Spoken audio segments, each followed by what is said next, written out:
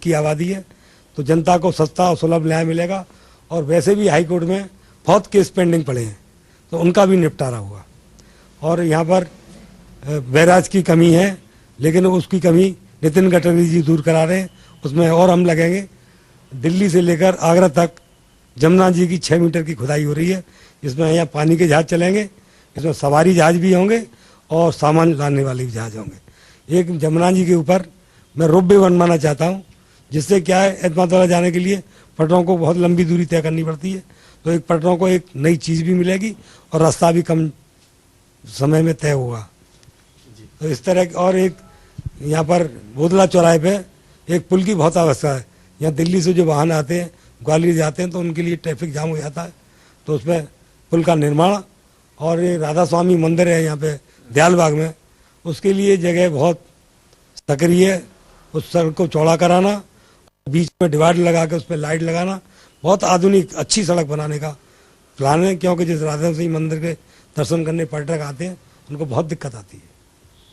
देखिए, जिस तरह से लोकसभा इलेक्शंस हुए थे, तो कहा यह गया कि मोदी लहर है पूरे देश में और पूरी मेजोरिटी के साथ आपकी सरकार केंद्र में है, तो क्या लगता है कि इस बार का जो इलेक्शन हो रहा है, तो कहीं ना कहीं मोदी लहर का असर होगा? मोदी लहर का निश्चित रूप से असर होगा।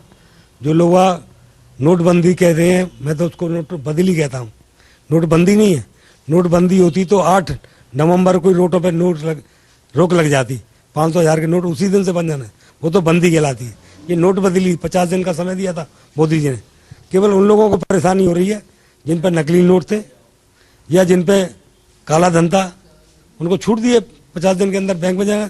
उनका धन अच्छा है, सफ़ेद है, तो वो बैंक में जमा कर दें और बाद में नोट ले लें। तो ये नोट बंदी नहीं थी, नोट बदली थी। और 2014 में हमने घोषणा की थी कि हम काले धन पर रोक लगाएंगे, तो उसके लिए ये स्टेप था। और विरोधियों के दर्द हो रहा है, क्योंकि उन पर काला धन है, उन्हीं को परेशानी हो रही, जिसमें बहन मायावती भी है, समाजवादी पार्टी भी है और ममता बनर्जी भी है। विपक्ष ये कहता है कि जिस तरह से मोदी जी ने लाइन लगवा दी, इस बार जनता पहुंच के उसका बदला लेगी। लगता है आपको ऐसा कुछ होगा? देखिए, जनता ने अभी भी जवाब दे दिया और चुनाव में भी जवाब देगी। या मीना बाजार कोठी में 20 नवंबर को रैली हुई थी, वो रैली बहुत विशाल रैली हुई थी। यहाँ की कार्यकर्ता 1 लाख की उम्मीद लगा। अच्छा, इन सब के बीच एक बहुत बड़ा सवाल ये भी है कि आखिर मुख्यमंत्री का चेहरा कौन होगा? जिस तरह से अलायंस हो गया है कांग्रेस का और समाजवादी का, तो साफ तौर पे अखिलेश यादव को मुख्यमंत्री माना जा रहा है, लेकिन बीजेपी का कोई चेहरा सामने नहीं आ रहा है। इस पर क्या कहना है और